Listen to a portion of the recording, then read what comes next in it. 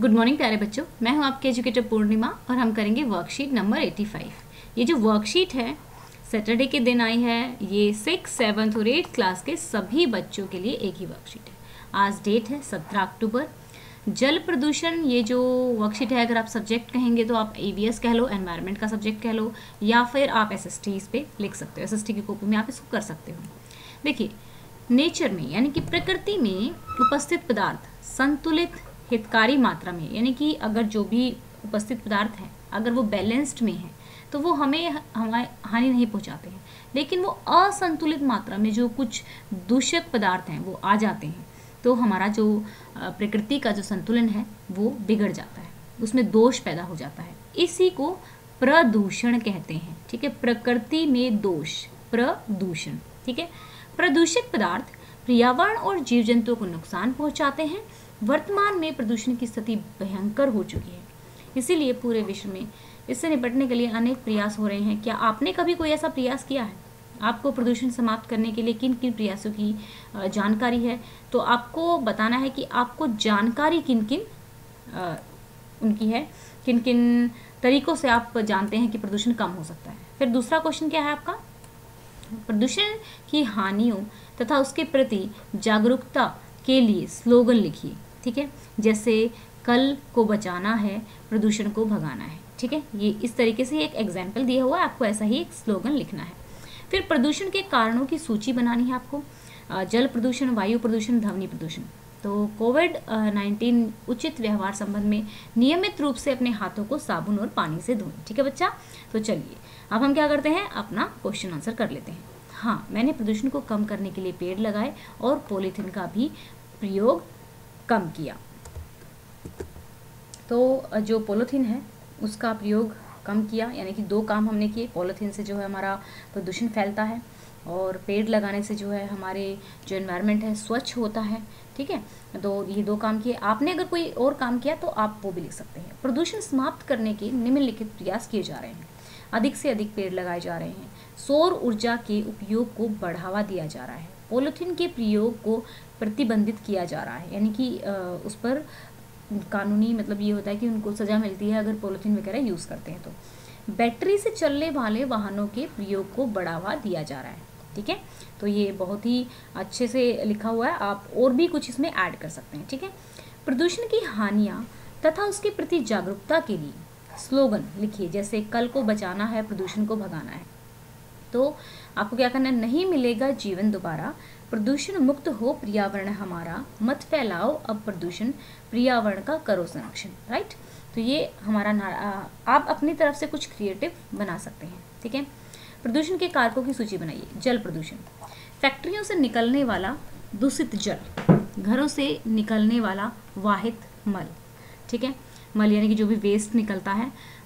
नदियाँ नहरों के पास एकत्रित किया गया कचरा, ये मुझे सबसे बुरा लगता है जब नदियों और नहरों के पास, चलो ठीक है बाकी चीज़ों फिर भी मतलब चलो ठीक है, इन चीज़ों को तो इतना हम डेली नहीं देखते।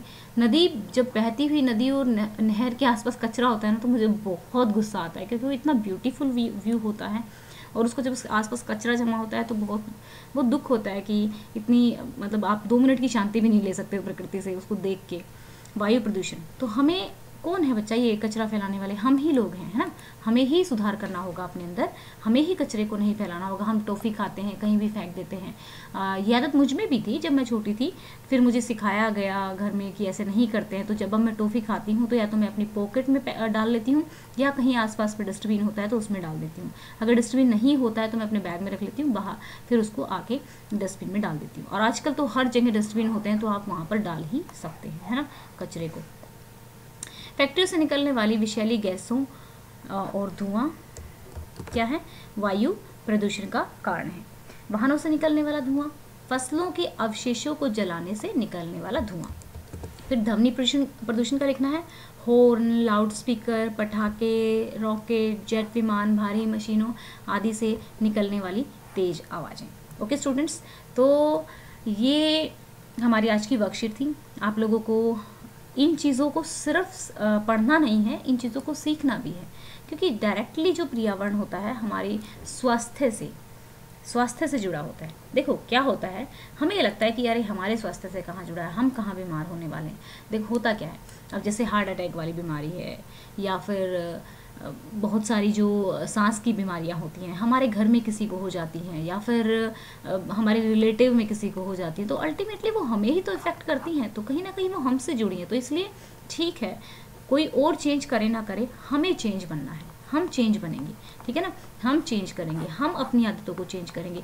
जब एक एक बंदा, एक एक बच्चा अपने अंदर चेंज करता आएगा तो इसी तरीके से बहुत सारे बच्चे हो जाएंगे, ठीक है, और वो चेंज कर पाएंगे। तो स्टूडेंट्स, आप टारगेट बहुत ही अच्छे से पूरा कर रहे हैं, आपको अपने जीवन का भी एक टारगेट रखना है।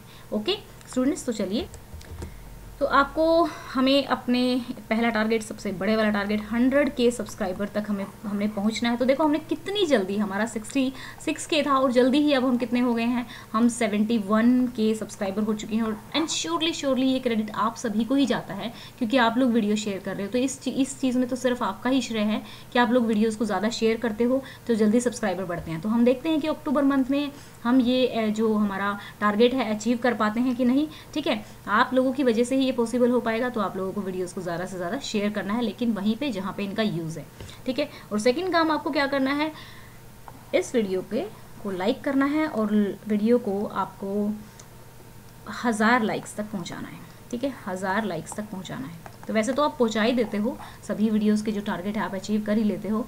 तो और एक टारगेट आपको अपना भी रखना है, ठीक है। कोई भी टारगेट जो भी आप अपना करना चाहते हैं, कुछ क्रिएटिव बनाना चाहते हैं, कोई पिक्चर बनाना चाहते हैं, अपना मैथ्स सीखना चाहते हैं, ठीक है students. Thank you, have a nice day, may God bless you.